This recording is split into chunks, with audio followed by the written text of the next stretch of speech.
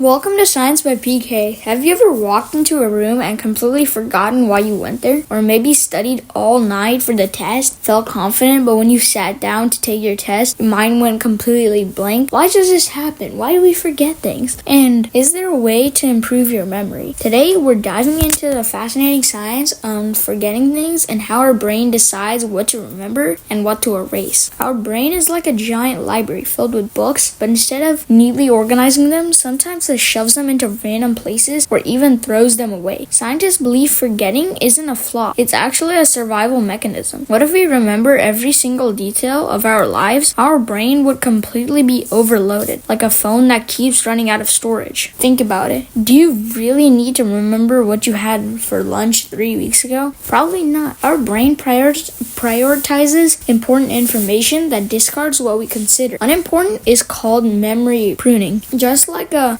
gardener trims plants to help make them grow better, our brain trims away unused memories to make space for new ones. But sometimes we forget things we want to remember. Why does that happen? One reason is interference. Imagine writing notes on a whiteboard and you keep adding new notes on top. The old ones get erased or harder to read. That's what happens when new information replaces older memories. That's why cramming for a test the night before doesn't work. You're stuffing too much information into your brain at once, and some of it will overwrite what was there before. Another reason is the lack of use. If you don't revisit your memory, your brain assumes it's not important and pushes it to the back of the library, or worse, it throws it in the trash. That's why people forget languages if they don't practice or struggle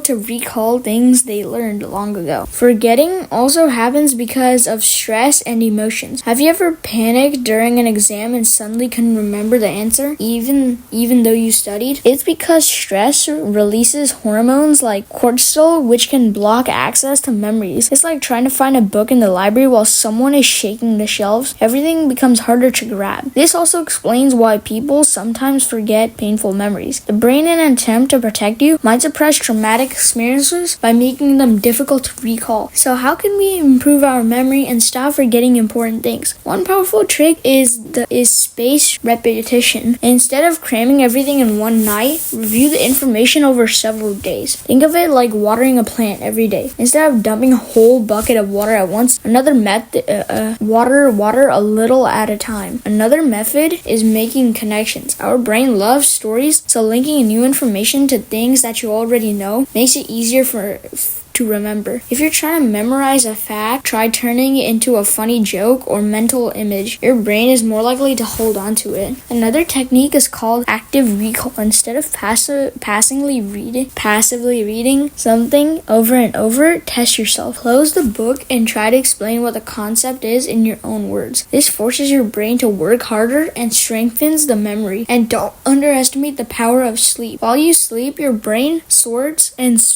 memories. Think of it like a librarian. Staying up late to organize books, you wake up the next morning and everything is neatly placed where it belongs. Forgetting isn't always a bad thing. In fact, it helps us focus on what's truly important. But by understanding how memory works, we can train our brain to hold on to the things that matter most. Have you ever forgotten something at the worst possible moment? Let me know in the comments, and if you like this video, don't forget to like, subscribe, and we'll see you in the next one.